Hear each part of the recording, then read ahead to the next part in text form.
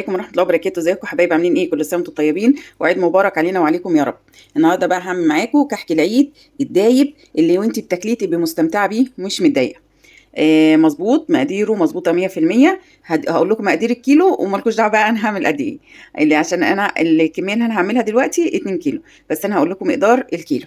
كيلو دقيق هياخد معايا كوباية مية او 3/4 مية وربع لبن، معايا معلقتين سكر بودر، معلقة نشا، ذرة ملح، معايا 600 جرام سمنة، معايا 10 جرام خميرة، معايا معلقة صغيرة بيكنج باودر 7 جرام، معايا نص معلقة فانيليا، رشة ملح، 25 جرام من السمسم، و3 جرام من بهارات الكحك أو ريحة الكحك.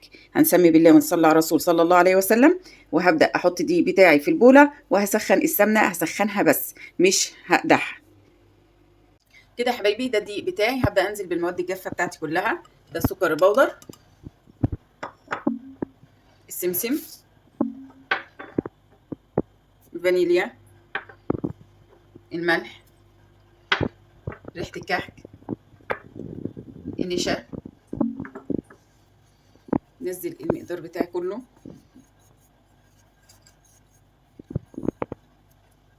بيكنج باودر والخميرة.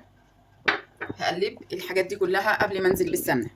كده يا حبايبي قلبت المواد الجافة كلها على الدقيق بتاعي. بسم الله الرحمن الرحيم. اللهم صل وسلم وبارك عليك يا حبيبي يا رسول الله. اللهم احسن ما بين ايدينا. هنزل بالسمنة بتاعتي. السمنة بقى اللي يعجبك، سمنة بلدي، سمنة نباتي، اللي يعجبك. عايزة تعملي ميكس ما بين البلدي والنباتي برضو اللي يعجبك، بس حاولي تنقي نوع سمنة نظيف. يعني لو هتعملي سمنة نباتي عندك جنة ممتازة جدا. بسم الله الرحمن الرحيم. اقلب بس كده عشان لو السمنه سخنه ولا حاجه ما تلسعش ايدي، وبعد كده ابدا ابس بايدي السمن مع الدقيق. كده يا حبايبي بعد ما لميت الدقيق كله في قلب السمن بتاعي ابدا ابس بالمنظر ده زي ما انتم شايفين كده.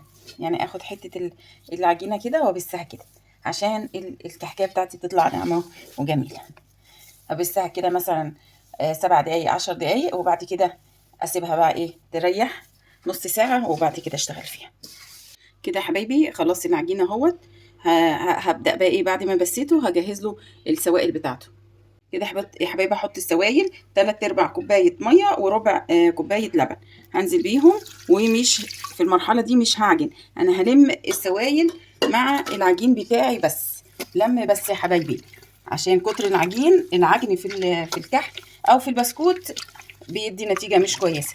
انا بلم بس. بصوا بيتلم على طول اهي. لم كله. ما شاء الله تبارك الرحمن.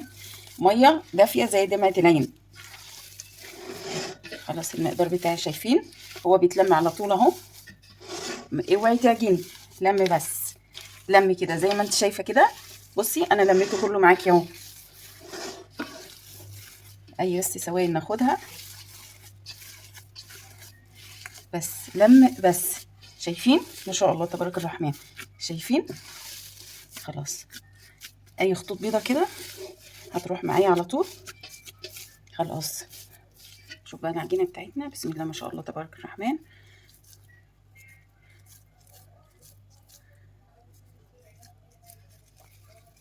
شايفين ما شاء الله زي الفل. هسيبها بقى ترتاح بقى نص ساعه وابدا اشتغل فيها.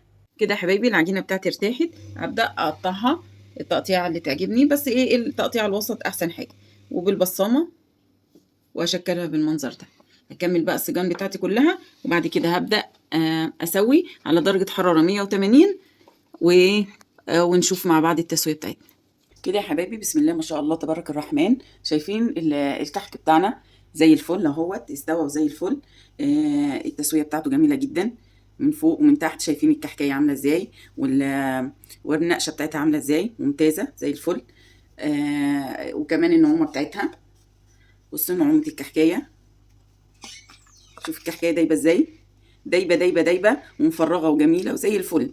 جربوها بقى بنفس المقادير وهتعجبكم جدا جدا جدا. وكل سنه وانتم طيبين يا حبايبي.